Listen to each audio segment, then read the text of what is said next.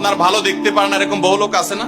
এই হিংসা করলে অনেক সময় বদনজর লাগে, বদনজর। আপনার ভালো কিছু হতে আরেকজনের জ্বালা পড়া শুরু হয়েছে, এর কারণে অনেক সময় মানুষ ক্ষতিগ্রস্ত হয়। বহুবার এই সূরা পড়ে তৎক্ষণাৎ একেবারে পড়ার সাথে সাথে আমি কার্যকরিতা আমার চোখে বহুবার দেখেছি, আলহামদুলিল্লাহ। নবী সাল্লাল্লাহু আলাইহি ওয়াসাল্লাম এক সাহাবীকে বলেছেন, তুমি কি জানো আজকে রাতে যে 2টা সূরা আমার প্রতি নাজিল হয়েছে, যে আয়াতগুলো নাজিল হয়েছে, এইরকম আয়াত কোরআনে আরেকটা নাজিল হয় নাই। আমার বাচ্চার কোনো অসুবিধা হলে মাঝে মধ্যে আমার মিসেস বলতেন যে একটু দোয়া পড়ে খু দাও তো। আমি আমার মিসেসকে সাথে সাথে বলি, কেন, তুমি দিলে কি সমস্যা? অনেক সময় বাচ্চাকে নিয়ে আসেন, হুজুর একটু তাকে দোয়া পড়ে ফু দিয়ে দেন, একটু পানি পড়ে দেন। আমরা কি দোয়া পড়ি আজকে সেটা আমি আপনাদের সামনে ফ্ল্যাশ করে দিলাম, জানিয়ে দিলাম।